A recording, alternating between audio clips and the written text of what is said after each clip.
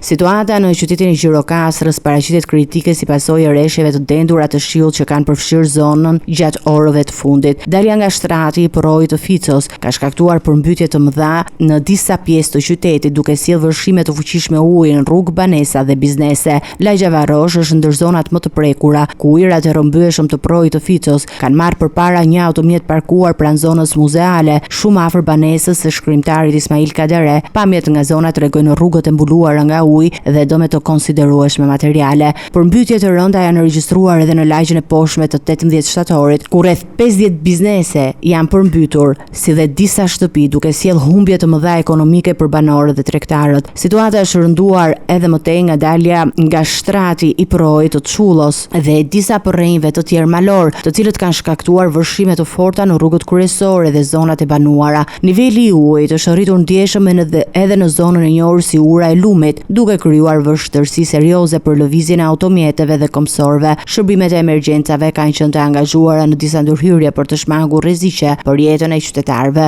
Në bllokun e furrave në lagjen Puntori, një djalë 23 vjeç është shpëtuar mrekullisht nga mbytyja, pasi u nxorr nga yrat e rrëmbyeshëm fal ndërhyrjes së shpejtë të shërbimeve zjarrfikse. Autoritetet kanë bërë thirrje për kujdes maksimal dhe shmangje të zonave të rrezikuara. Situata u agravua edhe nga dalja nga shtrati i liçenit të Virojit, ku i ka vërshuar në aksin kombëtar Gjirokastër-Tepelen, duke shkaktuar probleme serioze në qarkullimin e mjeteve dhe duke detyruar drejtuesit e automjeteve të lëvizin me vështirësi ose të ndalojnë udhëtimin. Autoritetet vendore dhe strukturat e emergjencave civile vijojnë monitorimin e situatës, ndërsa po vlerësohen dëmet dhe nevojat për ndërhyrje të mëtejshme në kushtet kur rreshjet e shiut mbeten një rrezik i vazhdueshëm për përkeqësimin e situatës.